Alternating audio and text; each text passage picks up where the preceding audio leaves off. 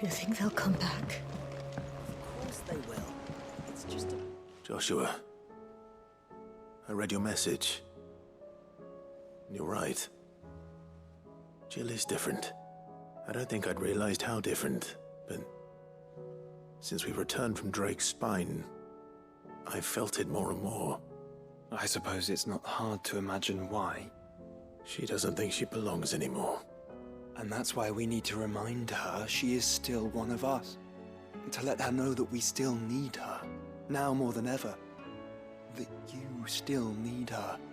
But how to do that? When last we were truly close, we were but children. Of course. Do you remember the time we accompanied Father on his annual tour of the Duchy? And Jill and I broke from the procession to ride up Man's Hill. To see the snow daisies, I remember. It was the first time Father had allowed us to join him. And when he realized you were missing, he had the entire retinue down to the pot boys combing the countryside. In the rain. A thunderstorm forced us to take refuge in a grove of oaks before we'd even made it halfway there.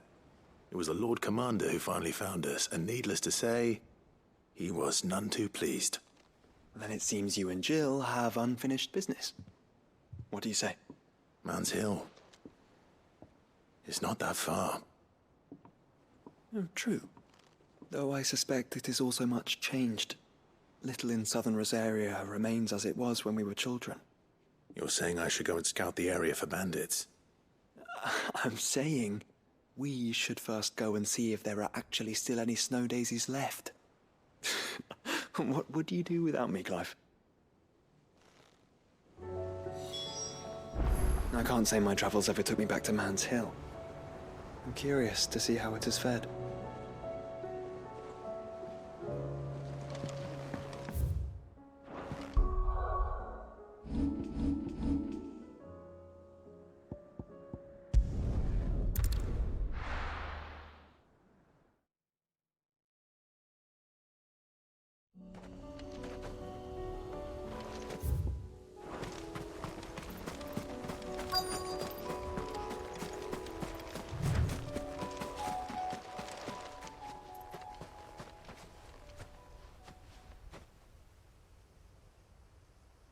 This is the place, but...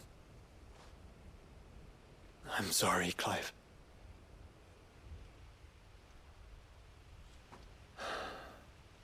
Has nowhere been spared. What do we do now? We keep looking. Man's Hill cannot be the only place where snow daisies grow. Perhaps, but... it's the only place I know of. Knew of. Then why not ask someone who might know of another? Someone in the backyard? To the hideaway, then.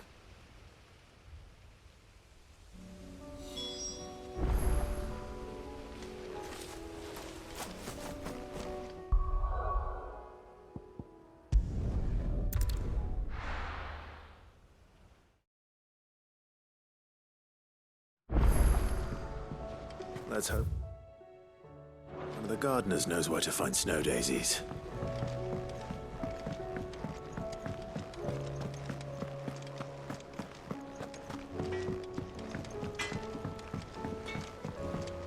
Say what you will, Lady Karen has seen her.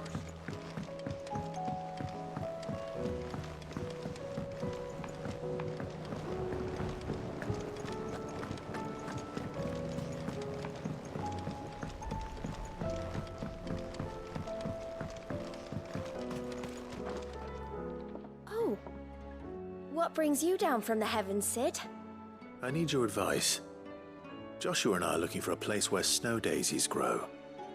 Preferably in abundance. Snow daisies.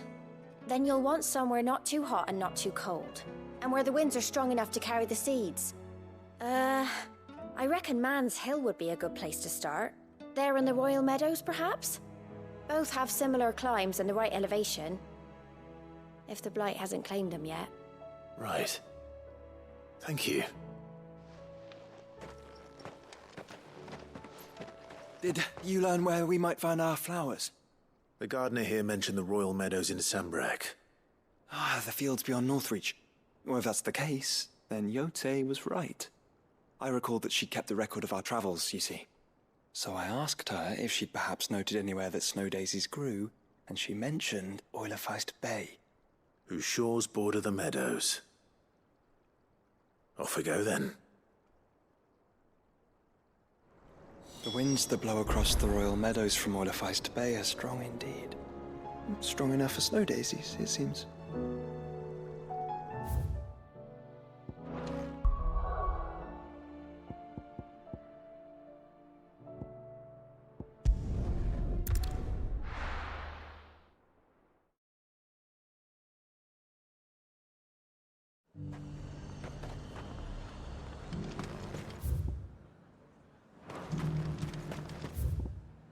And how might I help the garrison today?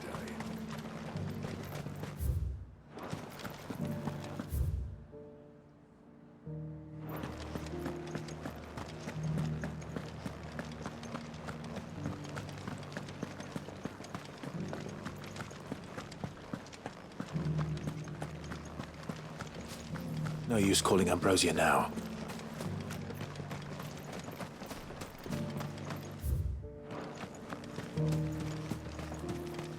Ambrosia won't help me here.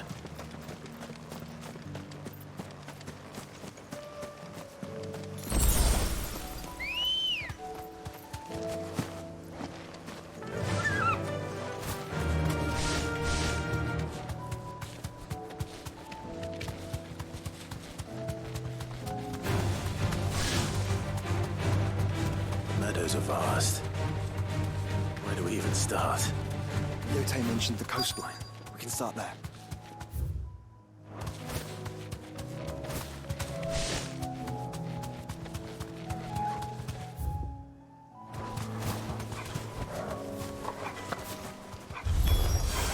Look, brother. You see the Flowers. Our friends.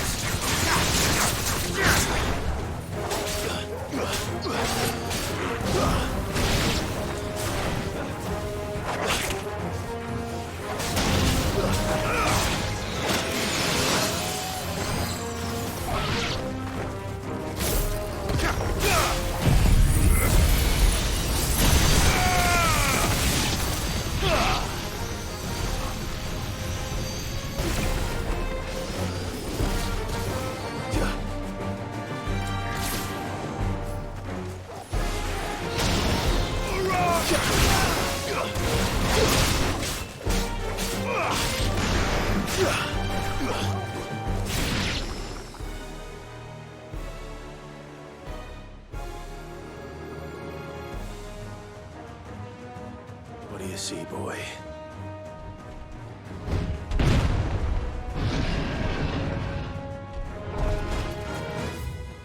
Let's hope this is the last one. only one way to find out.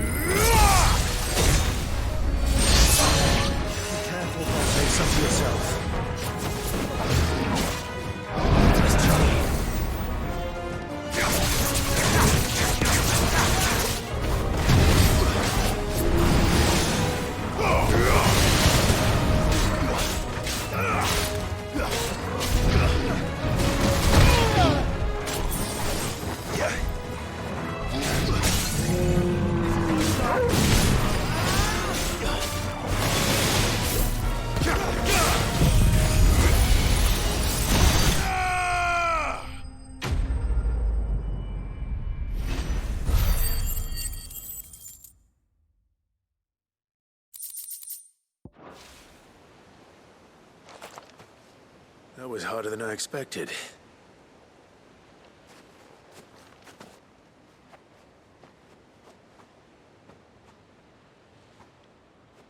But found her.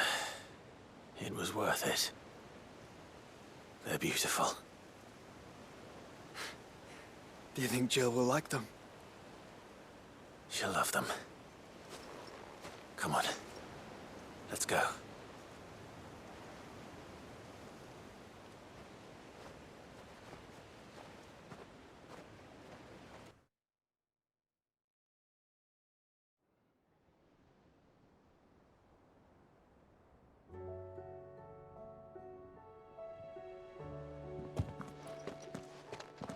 It appears my work is done.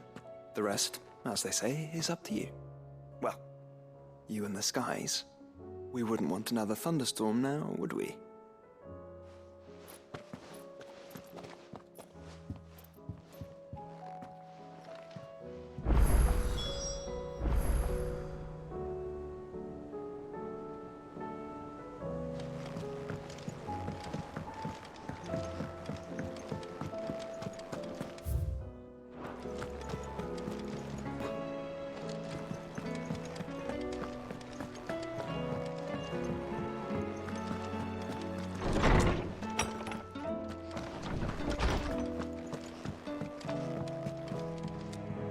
Jill, there's something I'd like to show you.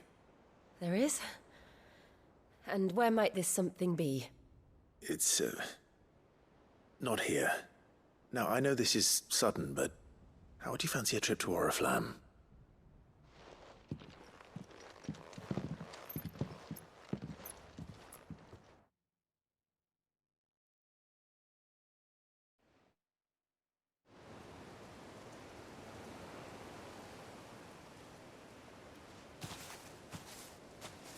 There are so many. This is what you wanted to show me.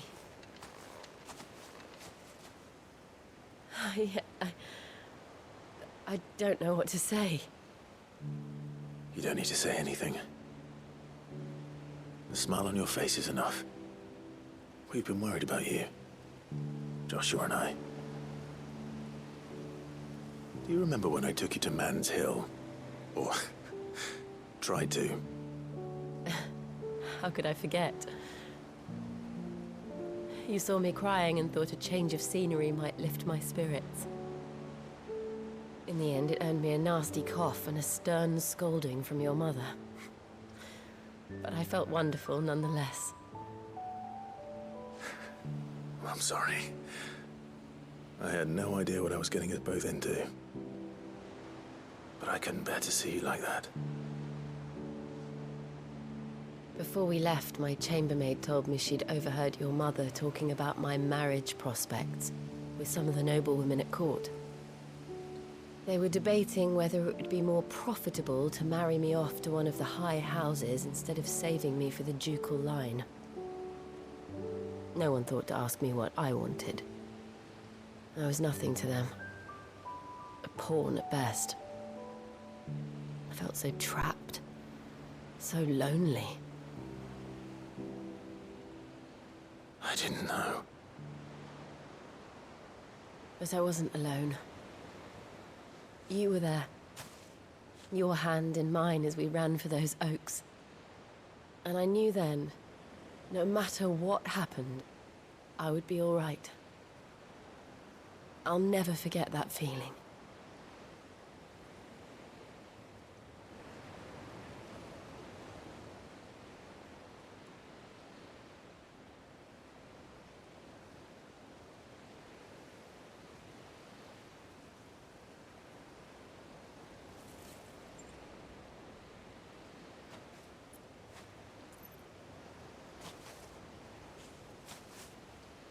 Before we broke camp, the morning after the storm,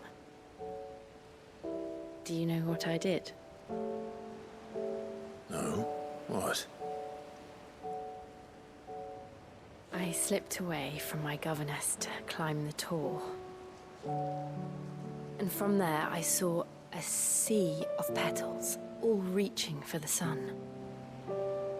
And I realized No matter how terrible the night, dawn would always come.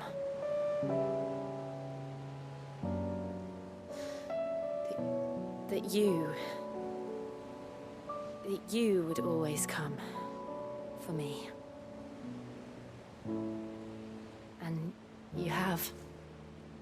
Again and again.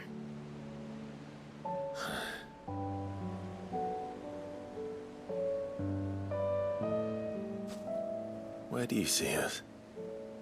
When all this is over?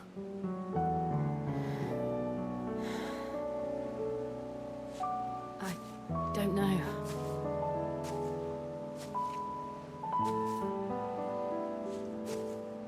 Not here, though. I think I've outgrown the twins.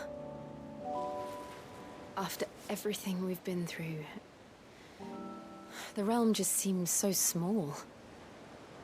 I'll need some space to spread my wings. Then that's what you'll have. And I'll stop at nothing to see that you do.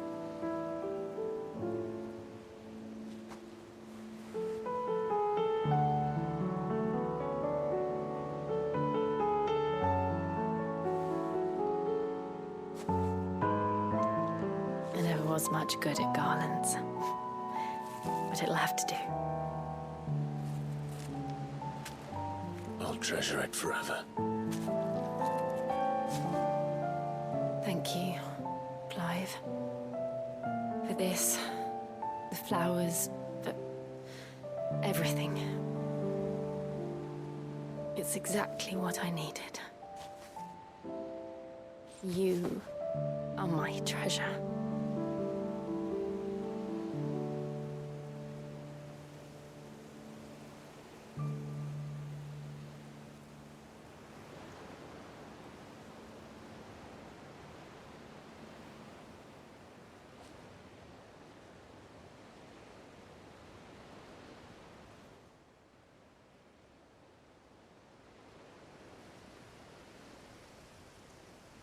We should probably be getting back.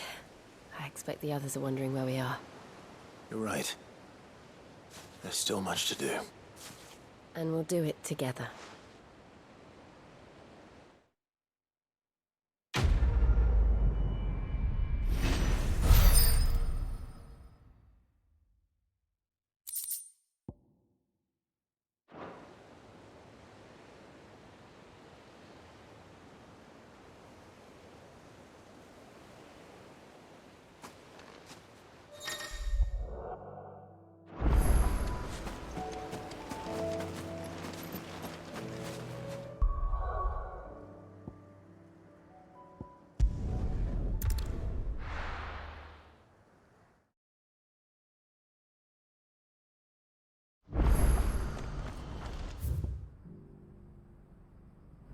Do you see that too?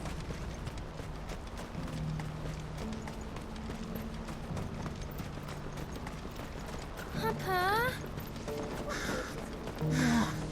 Is it? Please. I'm scared.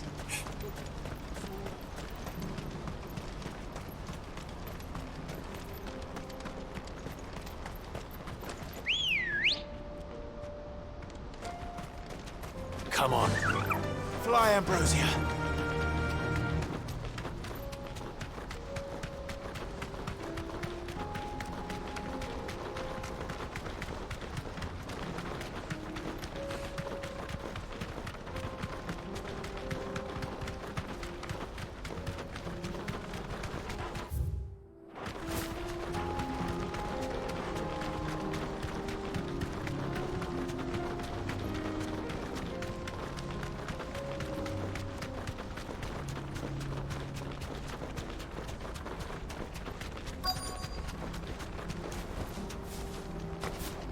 Can't be Rutherford, can it?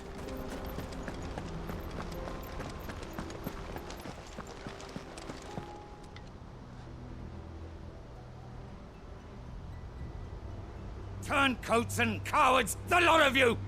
If it's a fight you want, it's a fight you shall have! Allow me. I don't need your...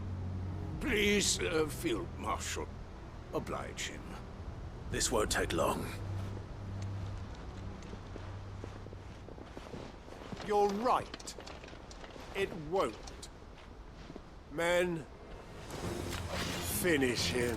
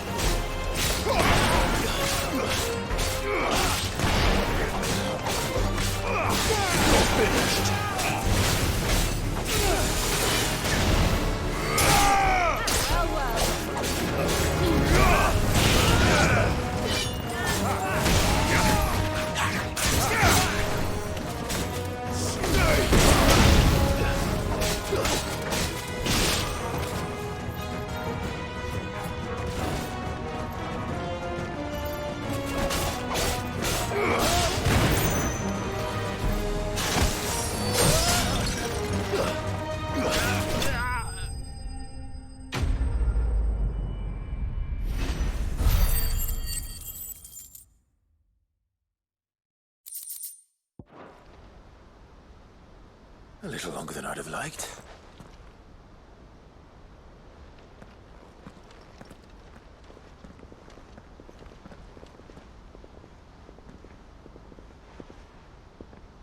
Field Marshal Havel, I presume.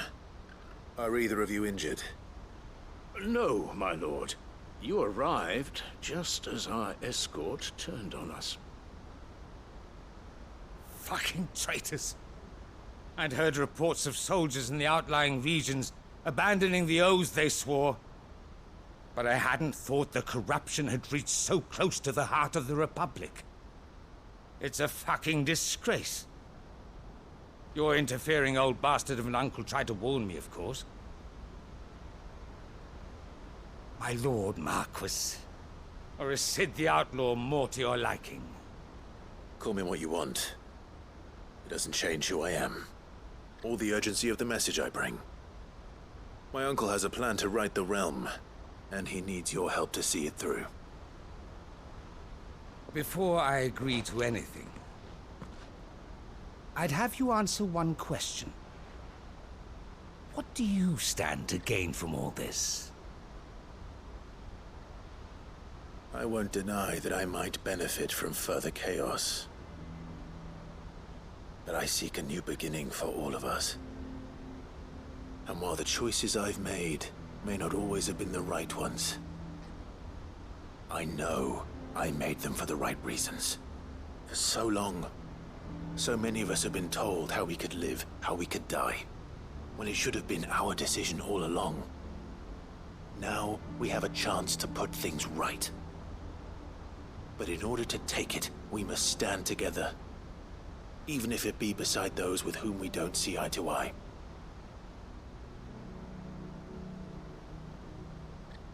Certainly not the words I expected from an outlaw.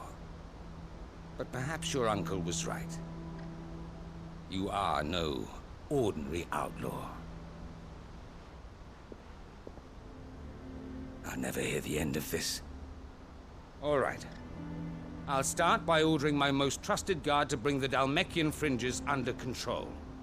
Next, I'll make contact with my counterparts in the Imperial Army and see if I can't convince them to try and restore order in their own territory. Thank you, Field Marshal. But they are not the only ones we will need to convince. What do you mean? I don't doubt that I can bully some sense into a few generals. But those they answer to require a different kind of persuasion.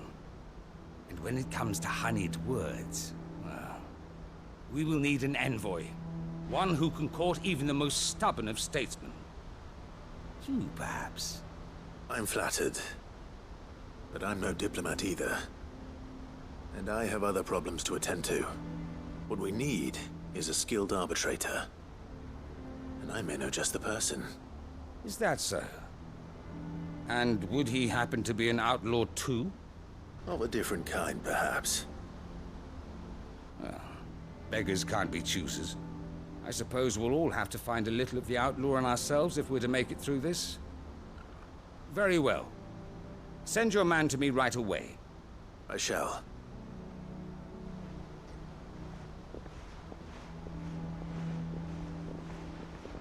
My Lord Marquis.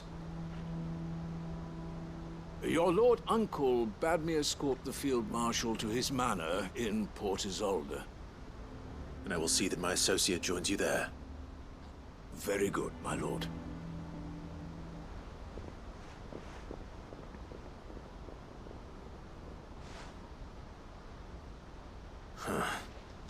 An envoy. I'm not sure I'm the man to talk anyone round. I can barely convince my brother to take his medicine. No. This is a job for someone with experience. Someone like Quentin. I hope I can convince him at least.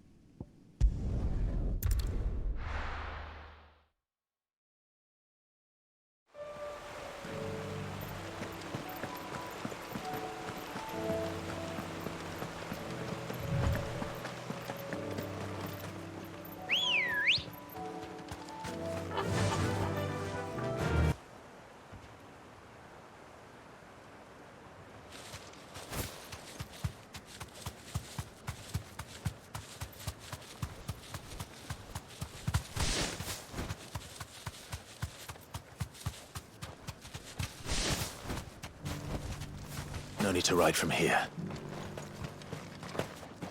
I made sure our fallen comrades were laid to rest. And they can rest easy, knowing that their sacrifice wasn't in vain. That justice was done. As for us survivors, well, we've just got to keep at it. Keep the family together. For their sakes. I'd have followed Quentin to that manor if I could have done, and I'll keep following him now. Wherever that surly bastard cares to lead us. Quentin's gonna build us new Lost Wing, and I'm gonna help.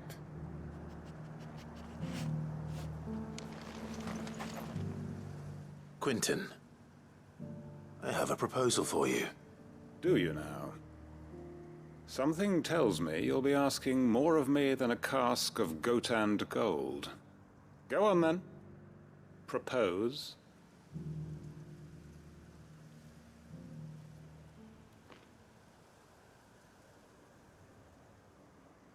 You'd have me convince the chiefs and chamberlains of the realm that they should simply swallow their pride and do the one thing that has proved impossible for thousands of years. Was there anything else? Perhaps I can fetch you a meat pie as well. I know it's a lot to ask, but I can think of none better suited to the role.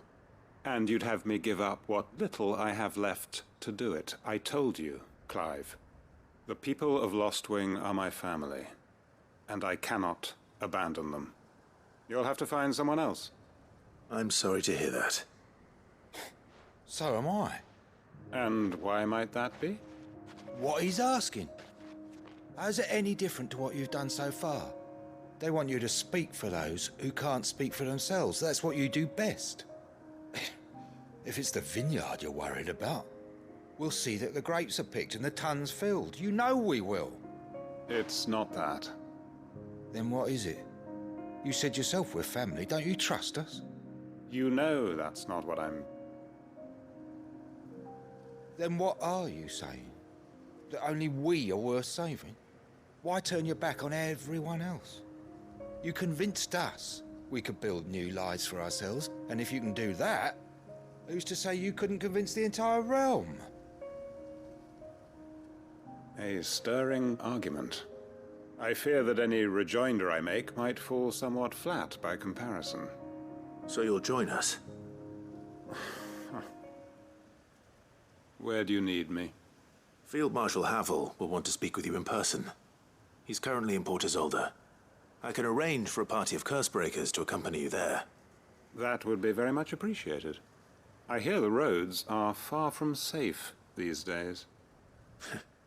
Hopefully not for long. My uncle will want to know that his plan is taking shape.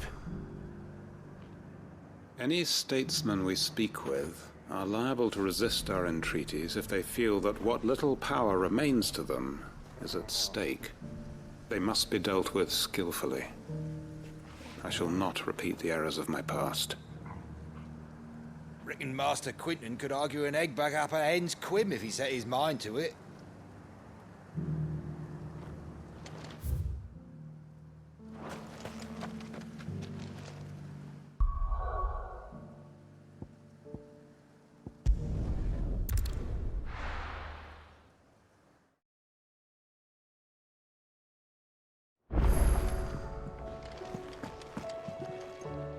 Uncle, I bring good news.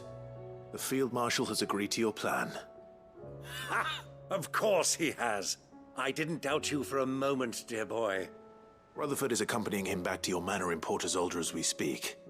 They will await your return there. As will one other. One other? Who, exactly? Lord Havel was concerned that even if he could get the realm's armies to agree to an accord, he might not be as successful in convincing those with political power. He asked if I might have a solution, and I suggested a certain Imperial Lord Magistrate turned Liberator. One of your co-conspirators? Master Quinton would probably call me one of his, but yes. Another outlaw, then. Just the thing we need to put these rotten politicos in their places. Good thinking, Clive. I'm glad you approve. The more the merrier, eh? Uncle, assuming Havel and Quinton can solve our problem with the armies, you still haven't mentioned how we might manage the grain shortages. Oh, don't you worry, my boy. The 7 high houses will be seeing to that. They have all agreed to make the most generous of donations.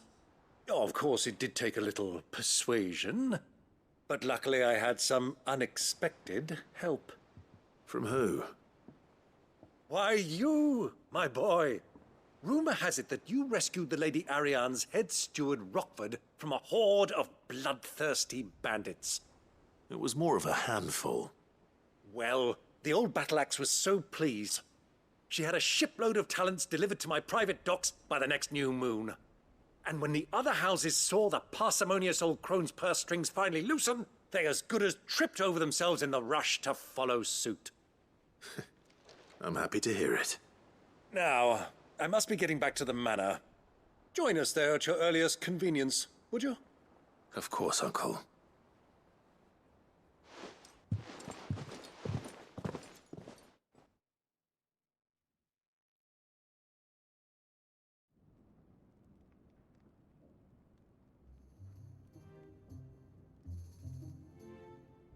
And how, pray tell, will we get that grain to the capital if the roads are still overrun with Akashic?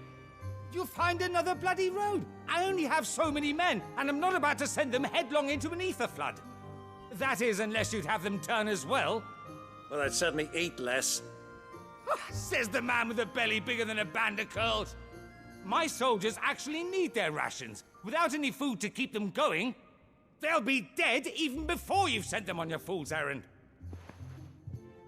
If I may, gentlemen, perhaps I might suggest an alternative approach. Though supply routes are indeed disrupted, there is no shortage of ships. Indeed, they bob away in every bay from here to Randalar, awaiting a safe haven. Allow them to make port and fill their bellies full of grain. And once those who crowd the cities are fed, ferry the displaced back to the countryside to work the fallow fields. But I'm sure that you wish to continue your discussion. Forgive the interruption. Two such firm friends as yourselves need no help from the likes of me. Rutherford spoke fondly of the great bond between you. Us? Friends? I can't stand the man! Clive, I'm beginning to question the quality of the company you keep. And what kind of company are you expecting him to keep? The man's a criminal! Criminal? How dare you? You are not fit to breathe the same air as this fine, upstanding young gentleman. Upstanding? He calls himself Sid the Bloody Outlaw! Once more onto the breach.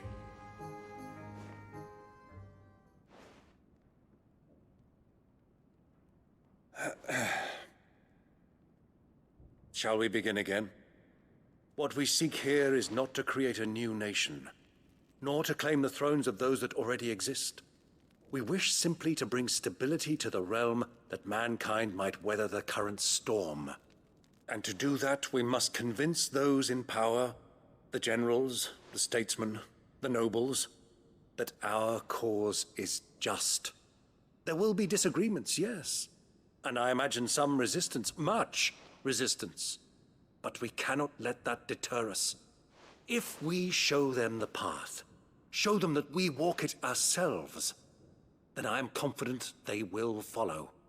The fate of the world lies in my nephew's hands, but the well-being of her people lies in ours. And we must not squander the chance that Clive has given us. Uncle Byron, Now, with that settled, let's move on to the signing of the Accord. For what great moment in history hasn't been accompanied by a little ceremony?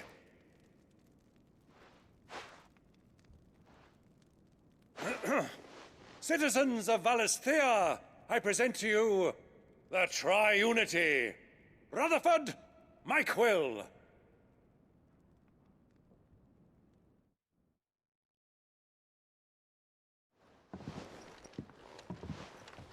Well, my boy, the stage is set. That it is.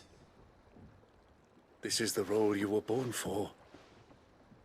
Now I ask only that you trust in the talents of your supporting cast. We shall play our parts to the best of our abilities, that you might have the opportunity to shine. The realm needs its Sir Crandall. And there is no better Crandall than you, Clive. I want you to keep this signed accord as proof of our faith in you. I will. Thank you, Uncle.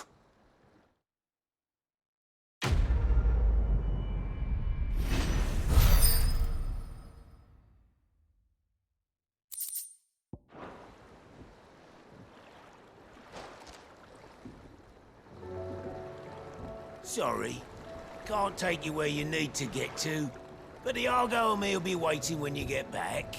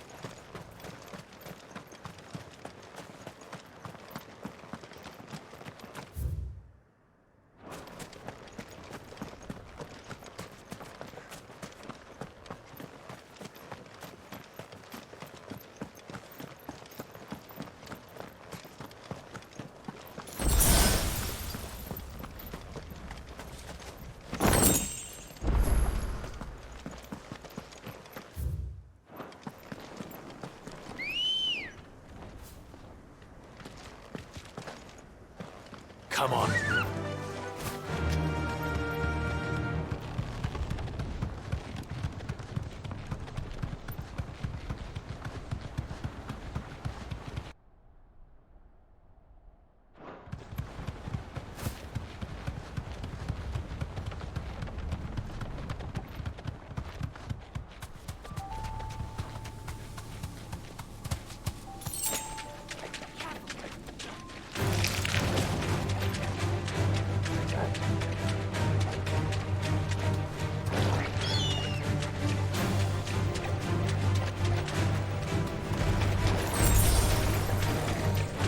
Seems it's been flooded twice over.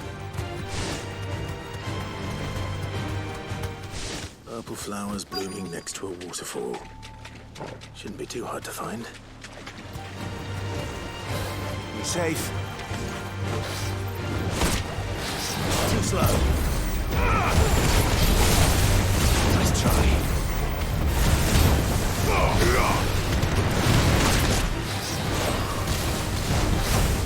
Too slow.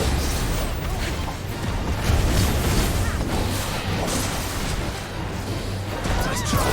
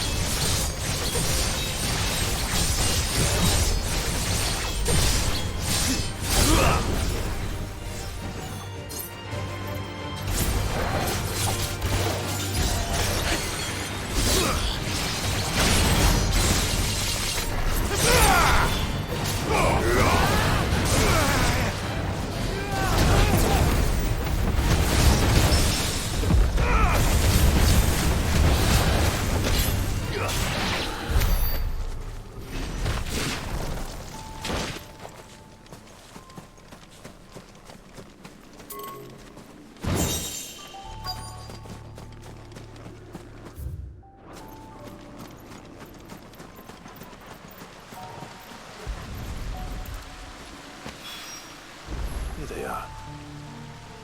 Might as well pick enough for a bunch, I suppose.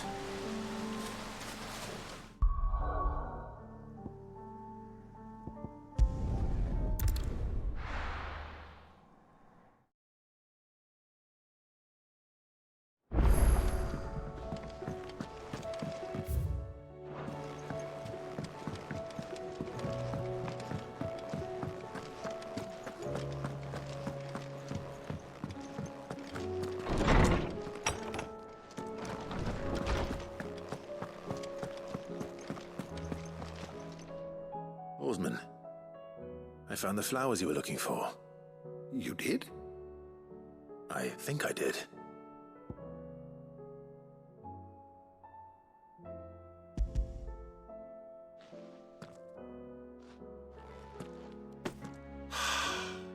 You did indeed.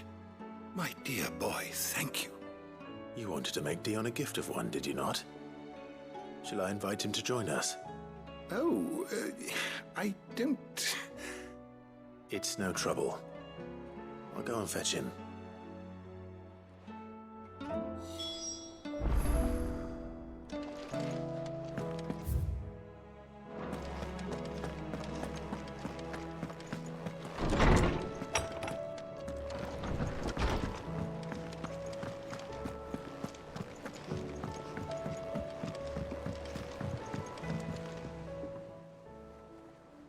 Your Highness, would you do me the honor of accompanying me? Now. It is time, then. No. Only to the shelves. Our lawsman has something he'd like to give you. Master Harpocrates. No. I dare not show my face before him. Not after everything I have done. I have taken countless innocent lives. And ruined countless more. All because I was weak. I have sworn to atone for my crimes or die in the attempt. But were I to meet with him again, and see in his eyes what I have become, I fear that my resolve might falter.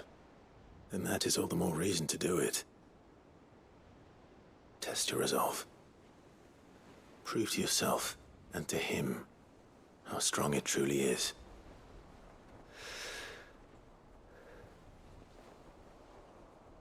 You are right.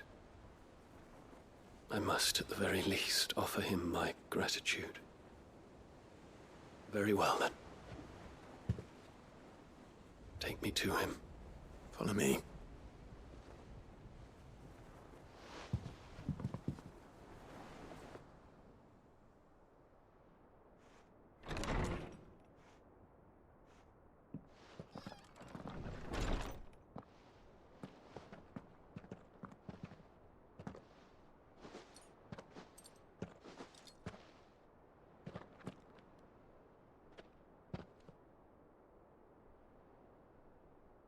Even now, I hesitate to approach him.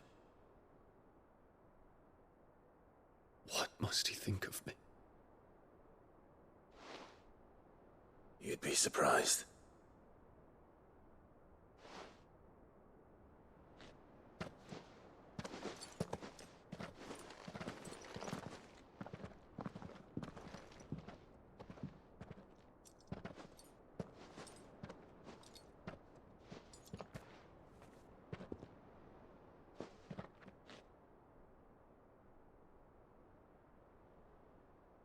Master Harpocrates, pray, accept my apologies for leaving your tutelage before my studies were complete.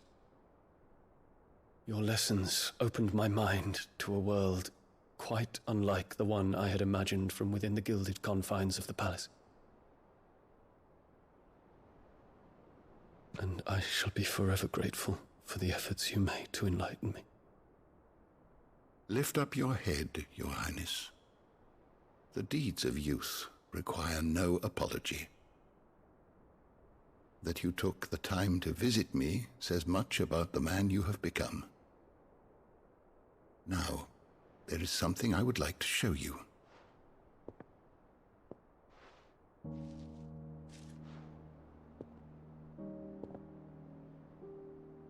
Is that a wyvern tail? The color is unfamiliar to me. Because it is unique to those found in the wild. Something in the harsh environments in which they grow lends them this striking hue. Their roots are indistinguishable from those of their hothouse cousins, but once they bloom, the difference is immediately apparent. In this flower, I see you, Your Highness. Its roots were the roots of a wyvern tail, with all that implies. But they do not define it, just as yours do not define you. I want you to have it, that it might remind you of this truth.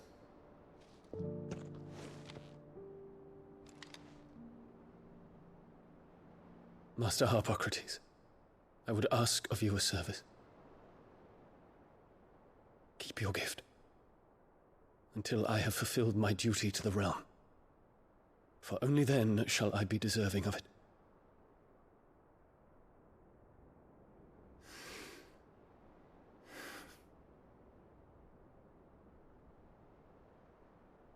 As you wish, Your Highness. I shall await your return.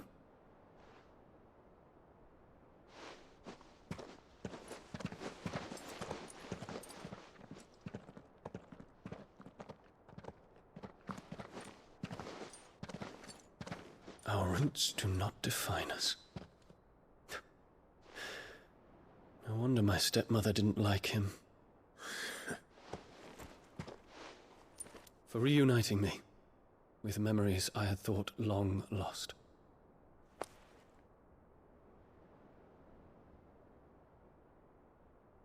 I shall not forget this.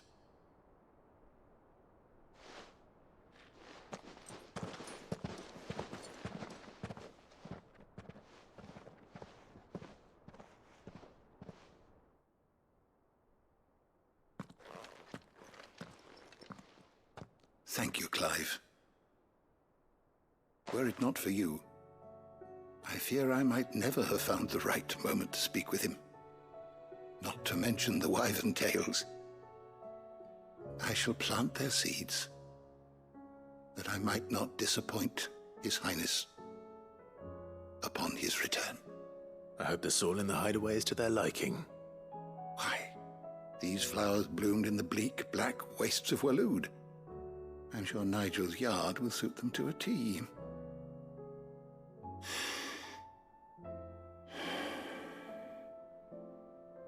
When it comes to expressing one's gratitude, I find that words are seldom sufficient. Here. What's this? A stolas quill. Or more precisely, my stolas quill. 'Tis said that an owl's feathers are steeped in the wishes it hears over its long lifetime. All those words just waiting to pour out onto the page. So consider this my wish for you. That one day you may put down your sword and pick up that pen. Well, when that day comes, I'll certainly have a lot to write about. Thank you, Harpocrates. It shall have pride of place in my chamber.